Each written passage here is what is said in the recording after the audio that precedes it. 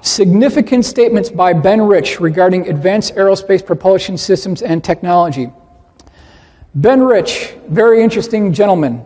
I met with his son, Michael Rich, at the RAND Corporation. He was very nice, didn't reveal any secrets, but important to keep in mind, Ben took over the reins of the Skunk Works from Kelly Johnson in Burbank back in 1975. He headed the Skunk Works until 1991.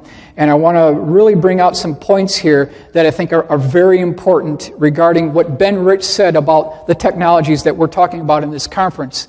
Now, according to Ben Rich, and you can verify all these, they've been authenticated. I invite you to check this out yourself. We did the F-104, the C-130, the U-2, SR-71, F-117, and many other programs that I can't talk about.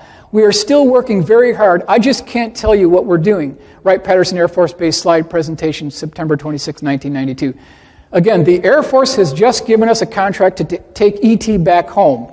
We already have the means to travel among the stars, but these technologies are locked up in black projects. It would take an act of God to get them out to benefit humanity. There is an error in the equations. What equations is he talking about? There is an error in the equations, and we have figured it out and now know how to travel to the stars, and it won't take a lifetime to do it. So what equations is Ben Rich talking about here? It is time to end all secrecy on this, as it no longer poses a national security threat, and make the technology available for use in the private sector. It says we have some new things. We are not stagnating. What we are doing is updating ourselves without advertising. There are some new programs and certain things, some of them 20 or 30 years old, that are still breakthroughs and appropriate to keep quiet about. Other people don't have them yet. And then it says here, September 7th, 1988, AIAA lecture, so you can back that up too. I wish I could tell you about the projects we are currently working on. They are both fascinating and fantastic. They call for technologies once only dreamed of by science fiction writers, according to Ben Rich. What could that mean? Now, this is a new group that maybe some of you haven't heard of before. I got this from the Huntington Library, from the papers of Ben R. Rich. The Skunk Works is always busy. It's fortunate that we are able to turn out a breakthrough about every 10 years. The airplanes that we are building today, you won't hear about for another 10 years. Anything you can think of, we can do. And if not, maybe we have already done it. I cannot talk to you about anything we are doing today or have been doing probably for at least 5 or 10 years.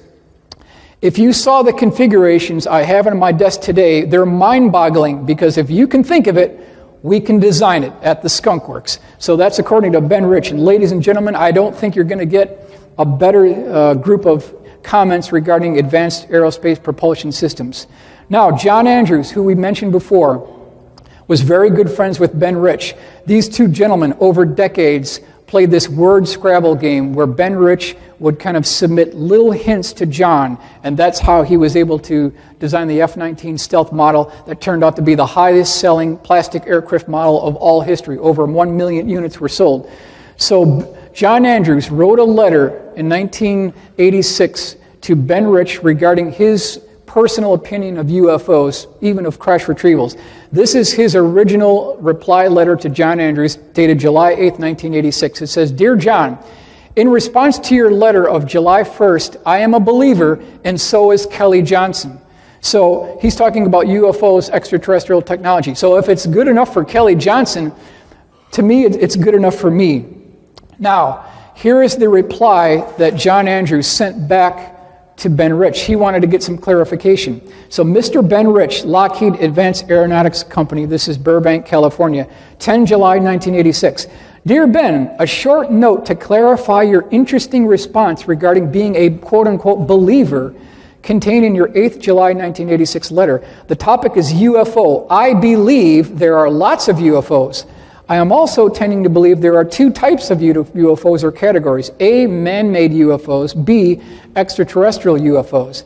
I believe with certainty in man-made UFOs. I am tending to believe there are also extraterrestrial UFOs.